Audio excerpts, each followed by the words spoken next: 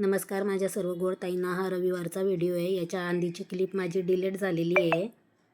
मिस्टरांनी आणलेली होती वाम स्वच्छ पाण्याने धुवून घेतली. गरम पाण्यामध्ये मीठ टाकून उकळून घेतली. जरा वेगळ्या पद्धतीने बनवणार आहे.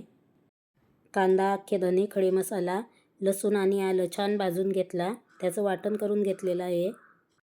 तेलामध्ये टेचून घेतलेला लसूण आणि कांदा छान परतवून घेतला. 1 मोठा चमचा मिरची पावडर टाकली. मिरची पावडर परतल्यानंतर त्यामध्ये वाफवून घेतलेली जी वाम होती ती टाकून दिली. वाटलेला मसाला मी नंतर टाकलेला आहे. मिक्सरच्या भांड्यामध्ये थोडा मसाला राहिलेला आहे. त्यामध्ये मी गरम पाणी टाकलेलं आहे. भांडं धुवून लगेच ते पाणी पण भाजीमध्ये टाकून देते. भाजीमध्ये आपल्याला किती रस्सा हवा आहे त्यावरती आपण पाणी टाकायचं, घट किंवा पातळ. मी इथं पातळ रस्सा करणार आहे त्यामुळे मी इथं पाण्याचा वापर जास्त केलेला आहे.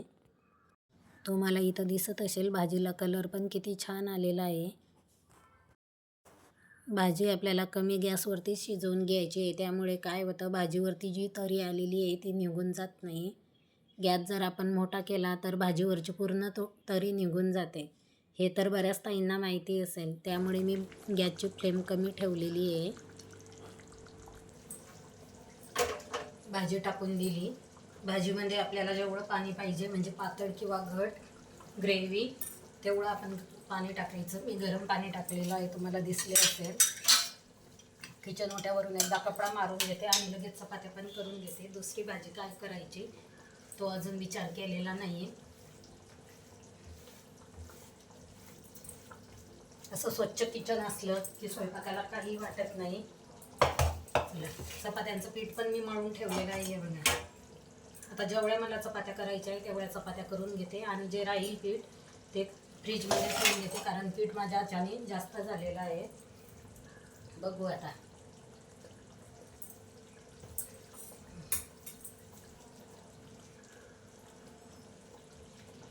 कारण रात्री ज्या आपण बिट्ट्या केलेल्या होत्या त्या बिट्ट्या पण शिल्लक आहे. त्यामुळे चपात्या एवढ्या नाही करणार, थोड्या चपात्या करणार आहे. आणि जे राहिलेलं पीठ आहे ते फ्रीजमध्ये तसंच ठेवून देणार आहे. मला असं वाटलं फ्रीजमध्ये कोथिंबीर असेल, पण कोथिंबीर पण संपलेली आहे. कारण ह्या आठवड्यामध्ये आणलीच नाही. मिस्टरांना कॉल करते कारण ते बाहेर गेलेले आहे. लवकर जर आले तर घेऊन येते. गॅस कमी करून ज्यावेळेस आपण भाजी शिजवतो त्यावेळेस भाजीला चव खूप छान येते. हे टीप मी माझ्या आईकडून शिकलेली आहे. तुम्हाला इथं दिसत असेल भाजीला छान बुडबुडे वरती येत आहे.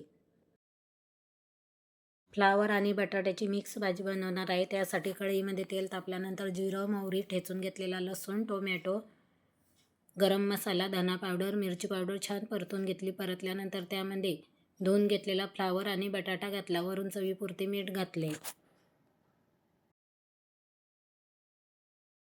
या भाजीमध्ये आपण पाणी नाही टाकले तरी पण वाफेवरती छान होते, पण मला इथं थोडा रस्सा ठेवायचा आहे त्यामुळे मी त्यामध्ये थोडे पाणी टाकलेले आहे.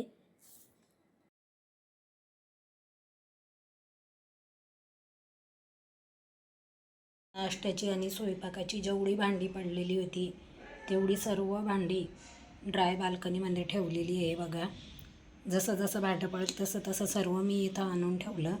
कारण आपण जर बसून भांडे घासले तर खूप छान निघतात आणि पाय पण दुखत नाही. त्यामुळे मी ठरवलं ड्राय बाल्कनीमध्येच भांडे घासायचे. त्यामुळे मी आता इथं जागा केलेली आहे, तुम्हाला तर सांगितलेलंच आहे. आणि मशीन बघा कोपऱ्याला लावलेली आहे. स्वयंपाक झाल्यानंतर किचन ओट्यावरती आपण रोज पुसून घेतो किंवा घासून पण घेतो. गॅसची शेगडी आणि गॅसच्या शेगडीखाली जो किचन ओटा आहे तो मी रोज घासून घेते, पुसून घेते किंवा पाण्याने स्वच्छ धुवून पण घेते. पण एल साईजमध्ये जर किचन ओटा असेल तर एवढा किचन ओटा मी रोज घासून घेत नाही बरं का ताईंना. 2 ते 3 दिवसातून मी पाण्याने भरलेला हंडा साईडला ठेवते. तिथं घासणीने लिक्विड टाकून घासून घेते आणि पुसून घेते. आपण जर असं घासून घेतलं, पुसून घेतलं किंवा पाण्याने स्वच्छ धुवून घेतलं तर मुंग्या होत नाही, कॉक्रोच होत नाही. आपण जर फक्त कापडानेच पुसून घेतलं तर तेलाचे आणि पिठाचे जे डाग असतात त्याचा थर जमा होऊन तिथं खूप चिकट होतं, त्यामुळे मुंग्या होतात. किचनमध्ये आपण जर अशी साफसफाई ठेवली तर अजिबात कॉक्रोच किंवा मुंग्या होत नाही. आता उन्हाळ्याची सुरुवात झालेली आहे त्यामुळे मुंग्या पण मला किचन ओट्यावरती दिसायला लागल्या. तरी पण मी किचन ओटा जसं मला शक्य होईल तसा मी घासून घेते. स्वयंपाक झाल्यानंतर गॅसची शेगडी आणि गॅसच्या शेगडीखालचा जो किचन ओटा आहे तो तर मी रोज 2 टाईम घासून घेते. पण जो साईडला किचन ओटा आहे तो रोज घासत नाही, त्यामुळे मी 2 ते 3 दिवसातून असा स्वच्छ करते. हे बघा ताईंनो, सकाळीच मी किचन ओटा पूर्ण साफ करून घेतलेला आहे. इथं पण मी घासून आणि पुसून घेतला आणि जो अर्धा किचन ओटा आहे तो स्वच्छ पाण्याने धुवून घेतला होता. तरी पण मला आता एक कॉक्रोच दिसलेला आहे. आता ते मी पकडणार आणि बाहेर फेकून देणार. आणि कॉक्रोच न होण्यासाठी मी काय वापरते ते पण मी तुम्हाला सांगते.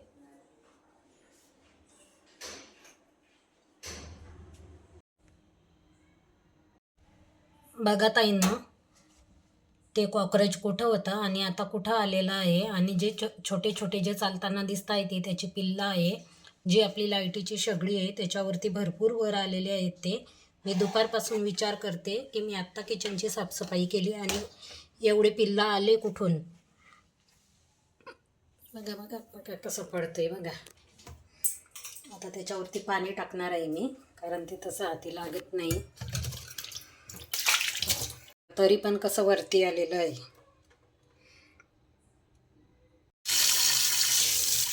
जे कॉक्रोच निघालेलं होतं त्याच्यावरती मी पाणी सोडलेलं आहे. ते आता आतमध्ये गेलं बेसिंगमधून. आणि जी लाईटीची शेगडी आहे त्याच्यावरती पण छोटे छोटे जे कॉक्रोचांची पिल्लं आहे ते मला फिरताना दुपारपासून आज दिसत आहे. मी विचार करत होते की हे कॉक्रोच आले कुठून. पण जी आपली लाईटीची शेगडी आहे ना ताईंनो, त्याला हे बघा छोटे छोटे बीड आहे, त्यामध्ये ते असणार आहे. कारण किचनची तर मी सारखी साफसफाई करते. आणि जर मला असे कॉक्रोच दिसले तर त्यासाठी मी बोरिंग पावडर असते, ती बोरिंग पावडर, दूध आणि जे गव्हाचं पीठ असतं ते सर्व एकत्र मळायचं आणि त्याचे छोटे छोटे गोळे टाकायचे. त्यामुळे 6 ते 7 महिने घरामध्ये आपल्या अजिबात कॉक्रोच होत नाही. पण मला टाकायचेच होते पण मी विसरून गेले, कारण घरामध्ये जी बोरिंग पावडर होती ती संपलेली आहे. त्या मी बनवणार आहे गरम गरम असं बेसन. त्यासाठी मी लसूण ठेचून घेतलेलं आहे. आणि बेसन कुठलं वापरते ते पण तुम्हाला दाखवते. हे बघा, सम्राट कंपनीचं बेसन वापरते मी. नवीनच आहे, आता पॅकेट फोडते. गरम पाणी पण करायला ठेवलेले आहे. बेसन पहिले चाळणीने छान चाळून घेते.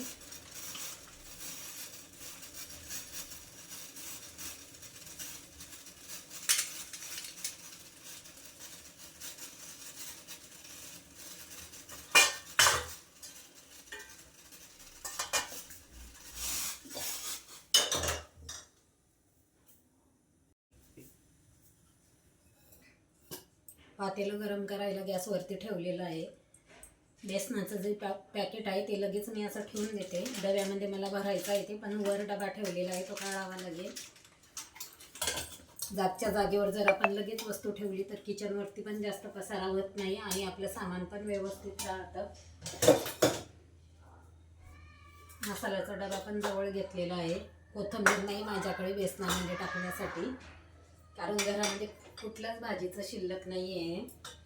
बघू आता उद्या जाते, कारण कामामुळे बाहेर जायला अजिबात वेळ मिळत नाही ताईंनो. दिवसभर माझं घरातलंच काम चालतं.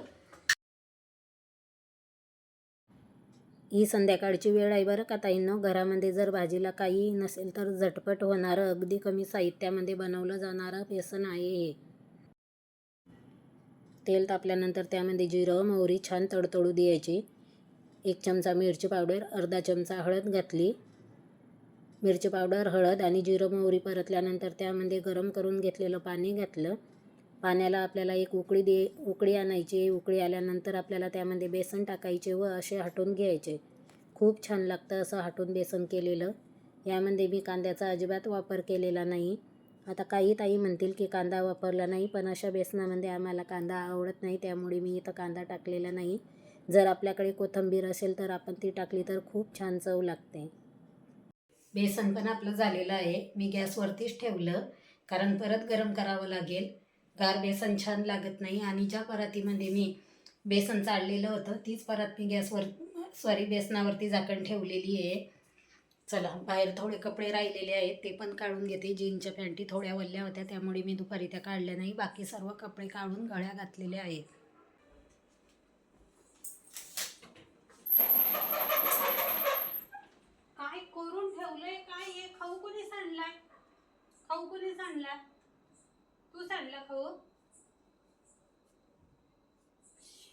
कुठं सोडलेला आहे रे बोबल्या, तू उतर खाली.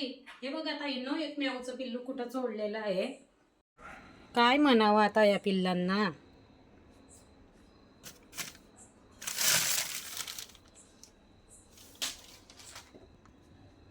हे बघा, हे बघा, अंधार आहे, तुम्हाला नाही दिसायचं तर त्याला आता मी बाहेर काढते. एवढ्यावरती कसं गेलं. चल चल. बघा बघा, दिसत असेल बघा. आणि खाऊ पण कसा खाली सांडवलेला आहे बघा तुम्हीच. एकाचं चाललेलं आहे इथं खेळायचं काम, दुसऱ्याचं पण चाललेलं आहे इथं खेळायचं काम. हे सर्व पसारा तेच काढतात. असे जे पुसायसाठी मी कपडे छोटे छोटे करून ठेवलेले आहे बूट पुसायला, ते असे काढून ठेवतात. हे बघा ताईंनो, तेवढं मोठं कॉक्रोच आहे. म्याऊला जर दिसलं तर अजिबात त्याला सोडणार नाही. पंजाने त्याला दाबून दाबून मारून टाकते. आजचा ब्लॉग इथंच संपवते. बऱ्याच नवीन ताई आपला व्हिडिओ बघतात पण लाईक आणि कमेंट करायला विसरून जातात, त्यामुळे सांगते. कसा वाटला ताईंनो तुम्हाला आजचा ब्लॉग, ते पण कमेंटमध्ये नक्की सांगा. कालचा पूर्ण ब्लॉग पाहिला त्याबद्दल सर्व ताईंचे मनापासून धन्यवाद. आजचा पण पूर्ण व्हिडिओ पाहिला त्याबद्दल धन्यवाद. कसा वाटला तुम्हाला आजचा ब्लॉग, ते पण कमेंटमध्ये नक्की सांगा. आवडला असेल तर लाईक करा, शेअर करा. ज्या नवीन ताई व्हिडिओ पाहत असतील त्यांनी चॅनलला सबस्क्राईब पण करा. मस्त खा आणि स्वस्त राहा. Good night. परत भेटू उद्याच्या एका नवीन ब्लॉगमध्ये.